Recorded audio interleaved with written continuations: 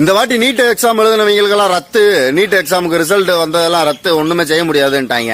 என்னன்னு கேட்டா நார்த் இந்தியாவில் ஏதோ ஒரு பஞ்ச பரதேசி எல்லா பரதேசிகளும் பண்ற மாதிரி இந்த பரதேசி என்ன பண்ணிருக்குன்னா நீட் எக்ஸாம் பேப்பரை லீக் பண்ணிருக்கு.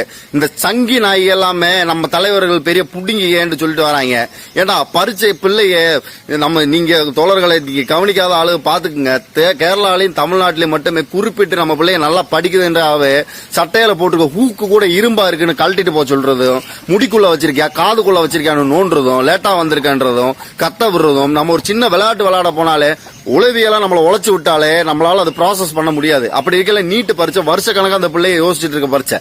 அப்படி இருக்கல அதுக்குள்ள போய் இவங்க அட்டாக் பண்ணிட்டு இவ்வளவும் தாங்கி நம்ம பிள்ளைய போய் பரிச்சை எழுதிட்டு வந்தா உனக்கு பரிச்சை செல்லாதுன்னா நீங்க யோசிச்சு பாருங்க. யாரு கூட எல்லாம் போட்டி போடணும்? இதுக்கு முன்னாடி 2 வருஷம் 3 வருஷமா எழுதிட்டு இருக்க பிள்ளைய இருக்குங்க, இந்த வருஷம் எழுதின பிள்ளை இருக்கும், அதுக்கு அடுத்து இங்க எழுதிக்கிட்டு இருக்க பிள்ளைய இருக்குங்க. ஏப்பா டிஎன்பிசி எக்ஸாம் அந்த எக்ஸாம் இந்த எக்ஸாம் எல்லாம் அப்படித்தானப்பான்னா அது ஒரு டிகிரி முடிச்சு ஒரு 20-21 வயசு அடல்ட்டான பிள்ளைங்க அந்த மனநிலைக்கு வந்துருவாங்க. இது பச்சை பிள்ளைங்க. இந்த பிள்ளைய எப்படியாச்சும் ஒரு பரீட்சைக்கு போயிடலாம், நம்ம அப்பா அம்மா வாழ்க்கையை மாத்திரலாம், நம்ம ஊரை காப்பாத்திடலாம், நாட்டை காப்பாத்திடலாம் நினைச்சிருக்க இடத்துல பஞ்சப்பரதேசிக்கு இவங்க பண்ண வேலைக்கு நம்ம பிள்ளைய எதுக்கு புனையாகணும்? இதுல உலகத்திலேயே மிக சிறந்த பரீட்சைன்னு வர சொல்றாங்க. வெக்கமா இல்லையாடா உங்களுக்கு? எங்க பிள்ளைகளோட வாழ்க்கையில நோண்டிக்கிட்டு எத்தனை பிள்ளைகளா நாங்க சாவ கொடுக்கணும்? தோழர்களை தெளிவா புரிஞ்சுக்கோங்க. தப்புனா தப்புன்னு சொல்லி பழகுங்க. நான் சொல்றது சரியா இருந்தா இதை பகிருங்க, நிறைய பேர் பேசுங்க, எது சரி எது தப்புன்னு சொல்லுங்க.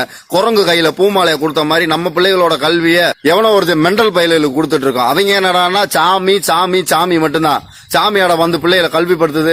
இத்தனை பிள்ளைகளுக்கு இது பண்றீங்களா? இந்த கொரோனால விழுந்து செத்து கிடந்தானடா, அவனுக்கெல்லாம் நல்ல டாக்டர்ஸ் தான்டா வந்து காப்பாத்திருக்காங்க. அதுக்கு படிக்கணும். படிப்புன்றது உனக்கு மண்டையில யாராவது தெரியும்? மாட்டு சாணி தின்னு மாட்டு மூத்திரம் குடிக்கினா நல்லா குடிப்ப. அதுல இந்த அண்ணாமலை மாதிரி பைத்தியக்காரன் வந்து கேன்சரே சரியாகும்னு சொல்றாங்க. அவன் எல்லாம் ஐபிஎஸ் படிச்சுட்டு வந்தேன்னு சொல்றாங்க. இனி அவன் தான் சொல்லுவான், மெண்டல் பயிலும் சொல்லுவான். எங்க குழந்தைகளோட கல்வியை நீ நோண்டுனேனா சண்டையை நீ பெருசாகும். இப்ப இருக்க முதலமைச்சர் எப்பயுமே மாதிரி எல்லாருமே மாதிரி பேப்பர் போடுறோம், நாங்க மனு அனுப்பியிருக்கோம் செஞ்சுட்டு இருக்க முடியாது. நான் இந்த பரீட்சை எழுத முடியாதுன்னு சொல்லணும். இல்லைன்னா எழுதின பிள்ளைகளுக்கு படிப்பு கொடுன்னு சொல்லணும். இல்லாம கண்ட நாய் செஞ்ச தப்புக்கு நம்ம ஊர்லயும் வந்துட்டு பாதிப்படையணும்னா எதுக்கு அடையணும்? சரி, இது லீக் ஆச்சு. நார்த் இந்தியாவில் நிறைய இடம் சொல்றாங்க, கேரளாலே லீக் ஆச்சுன்றாங்க, தமிழ்நாட்டுல லீக் ஆகல இந்த பேப்பர். அப்ப தமிழ்நாட்டு பிள்ளைகளுக்கு இடத்த கொடு, எங்க பிள்ளைங்க நான் படிக்கட்டும். நன்றி.